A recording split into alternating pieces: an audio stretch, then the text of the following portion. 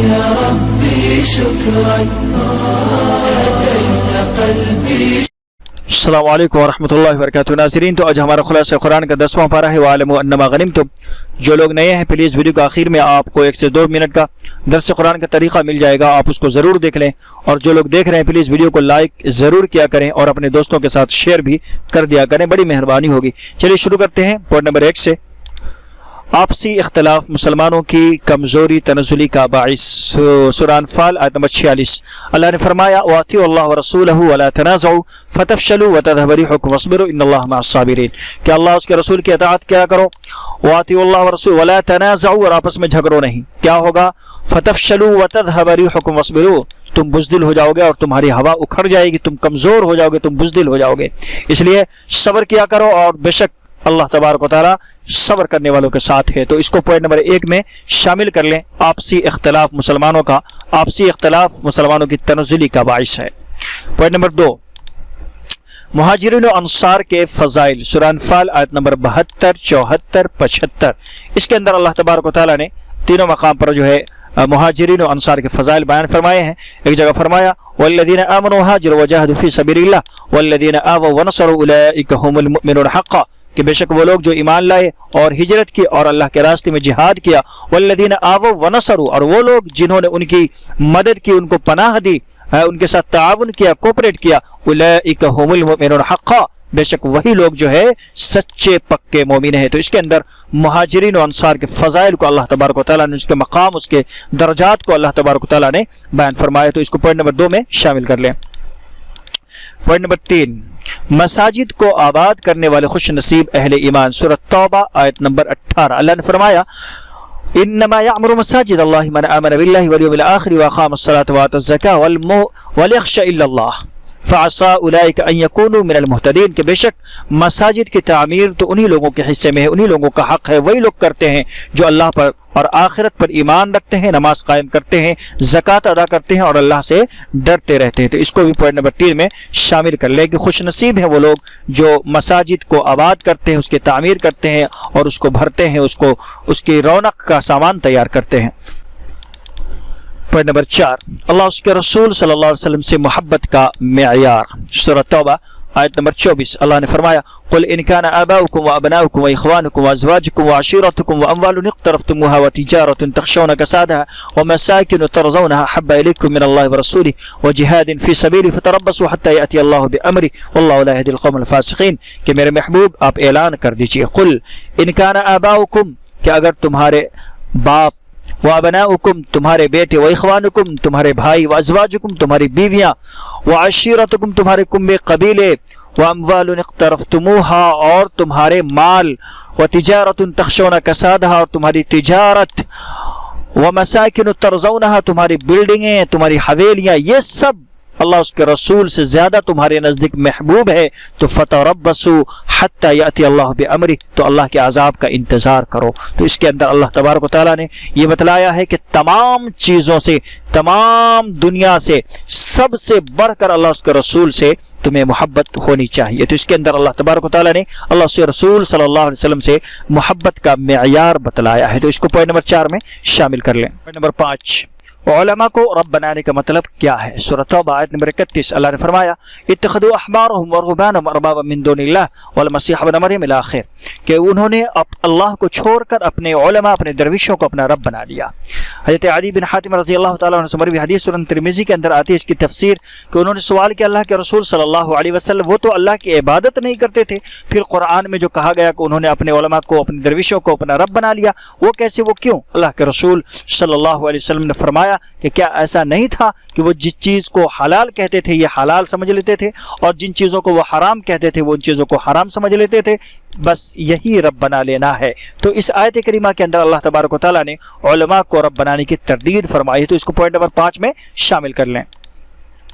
Point number 6، زکوٰۃ ادا نہ کرنے والوں کی بھیانک سزا. سورہ توبہ آیت نمبر 35 اللہ نے فرمایا یوم یحما علیہا فی نار جہنم فتکوا بہا جباہہم وجنوبہم وظہورہم ھذا ما کنزتم لانفسکم فذوقوا ما کنتم تکنزون، کہ اور اس دن اس خزانے کو جہنم کی آگ میں تپایا جائے گا اور اس سے اس کی پیٹھیں، پہلو، پیشانیاں داغی جائیں گی اور کہا جائے گا ھذا ما کنزتم لانفسکم، لو تم اپنا مال جو دنیا میں جمع کر کے رکھتے تھے۔ تو اس آیت کریمہ کے اندر اللہ تبارک و تعالیٰ نے زکوٰۃ نہ ادا کرنے والوں کی بہت ہی بھیانک سزا اور ان کو خوشخبری سنائی ہے، تو اس کو پوائنٹ نمبر 6 میں شامل کر لیں۔ پوائنٹ نمبر 7 حرمت والے 4 مہینے، جی ہاں سورۃ توبہ آیت نمبر 36 اللہ نے فرمایا ان عدت الشہور عند اللہ 12 شہرا فی کتاب اللہ یوم خلق السماوات والارض منها 4 حرم ذلک الدین القیم، کہ بے شک اللہ کے نزدیک اللہ کی کتاب میں مہینوں کی گنتی 12 ہے، منها 4 حرم، یوم خلق السماوات والارض منها 4 حرم، اس دن سے جس دن سے اللہ تبارک و تعالیٰ نے زمین و آسمان کی تخلیق فرمائی، منها 4 حرم، اس میں 4 مہینے حرمت اور ادب کے، 3 تو پہ در پہ ہیں، ذوالقعدہ، ذی الحجہ، محرم، اور چوتھا رجب ہے، ٹھیک ہے۔ تو اس میں اللہ تبارک و تعالیٰ نے حرمت والے مہینوں کا ذکر فرمایا ہے جو کہ 4 ہے۔ پوائنٹ نمبر 8 سفر ہجرت اور یار غیر مصطفیٰ صلی اللہ علیہ وسلم، سورۃ توبہ آیت نمبر 40، جی ہاں اللہ نے فرمایا الا تنصروه فقد نصرہ اللہ اذا خرجہ الذین کفروا ثانی اثنین اذ ہما فی الغار اذ یقول لصاحبہ لا تحزن ان اللہ معنا، کہ تم اگر نبی کی مدد نہ کرو تو اللہ ہی نے ان کی مدد کی اس وقت بھی جب وہ غار کے اندر اپنے ساتھی یعنی حضرت ابوبکر صدیق رضی اللہ تعالیٰ عنہ سے کہہ رہے تھے لا تحزن ان اللہ معنا، کہ غم نہ کر اللہ ہمارے ساتھ۔ یہ اس وقت کا واقعہ ہے جب اللہ کے رسول صلی اللہ علیہ وسلم حضرت ابوبکر صدیق رضی اللہ تعالیٰ عنہ کے ساتھ غار میں تشریف فرما تھے اور مشرکین جو ہے وہاں آ دھم کے اور مارے خوف کے حضرت ابوبکر صدیق رضی اللہ تعالیٰ نے کہا اللہ کے رسول اگر یہ ہماری طرف جو ہے ہمارے پاؤں کی طرف جھانکیں گے تو یہ ہمیں دیکھ لیں گے۔ اس پر اللہ کے رسول صلی اللہ علیہ وسلم نے کہا تھا ثانی اثنین اذ ہما فی الغار اذ یقول لصاحبہ لا تحزن ان اللہ معنا، غم نہ کرو اللہ ہمارے ساتھ ہے۔ تو یہ بھی ایک بہت ہی دلچسپ واقعہ ہے، اس کو پوائنٹ نمبر 8 میں شامل کر لیں۔ سورۃ توبہ آیت نمبر 60 اللہ نے فرمایا انما الصدقات للفقراء والمساکین والعاملین علیہا والمؤلفۃ قلوبهم وفی الرقاب والغارمین وفی سبیل اللہ وابن السبیل فریضۃ من اللہ، کہ بے شک صدقات تو فقیروں کے لیے، مسکینوں کے لیے اور ان کے وصول کرنے والوں کے لیے اور ان نو مسلموں کے لیے، والمؤلفۃ قلوبهم وفی الرقاب اور غلام آزاد کرانے والوں کے لیے، والغارمین اور قرض داروں کے لیے ہے، وفی سبیل اللہ اللہ کے راستے میں جہاد کرنے والوں کے لیے ہے، وابن السبیل اور مسافروں کے لیے۔ تو اس میں کل ملا کر 8 مصارف زکوٰۃ کا اللہ تبارک و تعالیٰ نے ذکر فرمایا ہے۔ تو موقع بھی ہے، محل بھی ہے، جگہ بھی ہے، رمضان بھی ہے، مہینہ بھی ہے، تو اس میں اس کو ضرور پوائنٹ کو شامل کر لیں اور بیان کریں۔ پوائنٹ نمبر 10 منافقین کی نماز جنازہ و دعا استغفار منع ہے، جی ہاں سورۃ توبہ آیت نمبر 80 تا 84 اللہ نے فرمایا وَلَا تُصَلِّ عَلَىٰ أَحَدٍ مِّنْهُمْ مَاتَ أَبَدًا وَلَا تَقُمْ عَلَىٰ قَبْرِهِ إِنَّهُمْ كَفَرُوا بِاللَّهِ وَرَسُولِهِ، کہ میرے محبوب اگر ان میں سے کوئی منافق مر جائے تو ان کی نہ نماز جنازہ پڑھیں، وَلَا تَقُمْ عَلَىٰ قَبْرِهِ اور نہ ان کی قبر پر کھڑے ہوں، إِنَّهُمْ كَفَرُوا بِاللَّهِ وَرَسُولِهِ بے شک انہوں نے اللہ اس کے رسول کے ساتھ کفر کیا۔ تو یہ آیت جو ہے، یہ واقعہ جو پورا 2 آیت 80 تا 84 تک میں بیان ہوا ہے ابی رئیس المنافقین عبداللہ بن ابی کے متعلق۔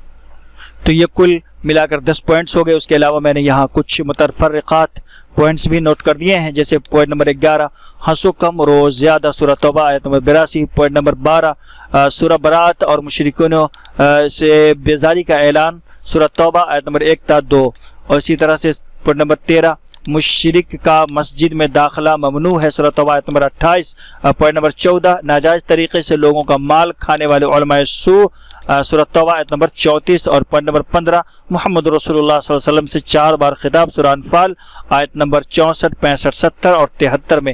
یہ چیزیں بھی چاہیں تو شامل کر لیں، اور جو لوگ نئے ہیں پلیز درس قرآن کا طریقہ ضرور دیکھ لیں۔ ناظرین تو طریقہ درس قرآن یہ ہے، نمبر 1 وقت کا تعین کر لیں کہ آپ کے پاس کتنا وقت ہے، 10 منٹ 15 منٹ یا اس سے کم یا اس سے زیادہ، چونکہ تقریباً 10 سے 15 منٹ کا ہی وقت ہوتا ہے، یا اگر آپ نے 1 گھنٹہ بولنا ہے یا آدھا گھنٹہ بولنا ہے تو اسی طرح سے آپ نے پوائنٹس کو بھی ذہن نشی کرنا ہے، 5 کرنا ہے، 6 کرنا ہے، 7 کرنا ہے، 8 کرنا ہے، ٹھیک ہے۔ تو یہاں پہلے آپ وقت کا تعین کر لیں، آپ کے پاس وقت کتنا ہے، ٹھیک ہے۔